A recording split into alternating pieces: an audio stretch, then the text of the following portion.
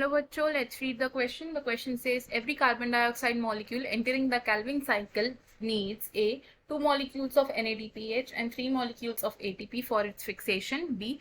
2 molecules of NADPH and 2 molecules of ATP for its fixation. D. Variable amount of ATP and D. Only NADPH. तो question में हमसे पूछा है कि जब कैल्विन साइकिल रन कर रही होती है तो उसमें हर कार्बन डाइऑक्साइड मॉलिक्यूल को कितने मॉलिक्यूल्स ऑफ एटीपी और कितने मॉलिक्यूल्स ऑफ एनएडीपीएच की रिक्वायरमेंट होती है। तो सबसे पहले क्या करेंगे, इस क्वेश्चन का की कॉन्सेप्ट समझेंगे। तो इस क्वेश्चन में हमारा की कॉन्सेप्ट होगा डार्क रिएक्शंस।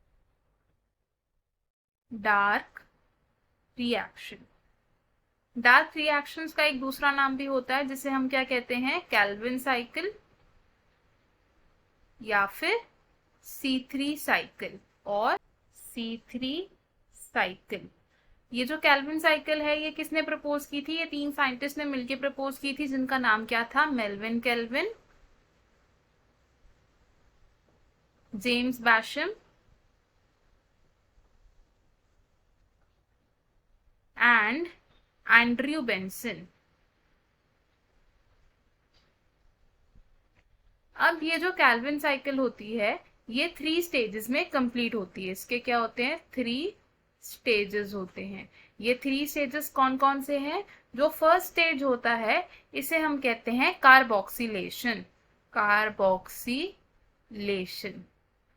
सेकेंड स्टेज होता है जिसे हम कहते हैं रिडक्शन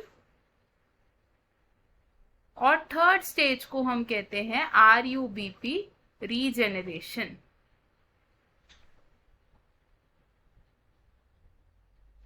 तो अब क्या होता है कि जो फर्स्ट स्टेज है यानी कि कार्बोक्सिलेशन है, इसमें क्या होता है, कंडेंसेशन रिएक्शन होता है between carbon dioxide and primary carbon dioxide acceptor यानी कि RUBP।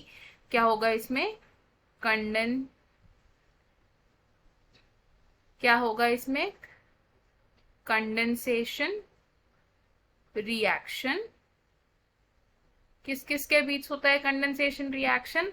Carbon dioxide plus RUBP, जिसकी वजह से क्या रिजल्ट होता है, एक फर्स्ट 3 कार्बन कंपाउंड जो कि स्टेबल कंपाउंड है यानी कि 3 फॉस्फोग्लिसरेट। अब सेकेंड स्टेज है रिडक्शन। रिडक्शन में क्या होता है, कुछ एंजाइमेटिक रिएक्शंस होते हैं जिनकी वजह से ग्लूकोज प्रोड्यूस होता है। क्या होगा इसमें, reduction reactions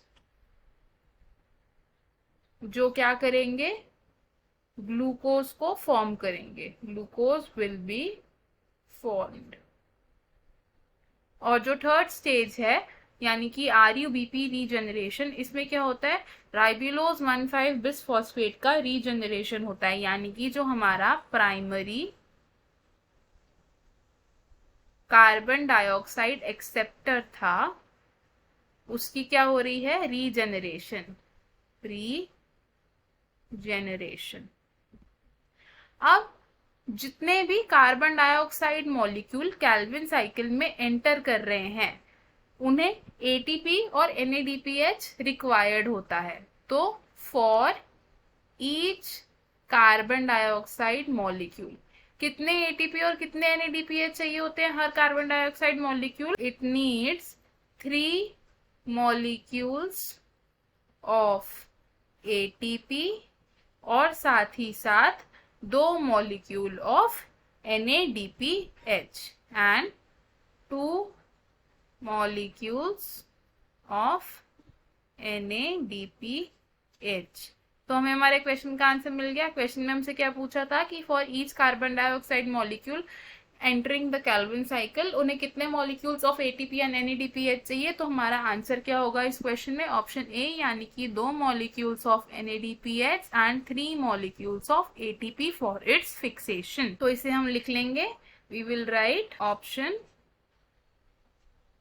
A is correct। अब देख लेते हैं कि बाकी ऑप्शंस क्यों इनकरेक्ट है। ऑप्शन बी कहता है कि 2 molecules of NADPH and 2 molecules of ATP for its fixation, लेकिन ATP के हमें कितने मॉलिक्यूल्स चाहिए होते हैं, 3 मॉलिक्यूल्स। तो ये ऑप्शन हमारा रॉन्ग हो जाएगा। ऑप्शन सी से variable amount of ATP, variable amount of ATP नहीं चाहिए होता, we need only 3 molecules of ATP and 2 molecules of NADPH, तो ये ऑप्शन भी रॉन्ग हो जाएगा। ऑप्शन डी से ओनली एनएडीपीएच, लेकिन हर कार्बन डाइऑक्साइड मॉलिक्यूल को एनएडीपीएच के साथ साथ एटीपी की भी रिक्वायरमेंट होती है, तो इसलिए ये ऑप्शन भी हम गलत कंसिडर करेंगे। तो हमारा करेक्ट एंड फाइनल आंसर क्या होगा इसमें? Option A. तो I hope you understood it well. All the best, thank you.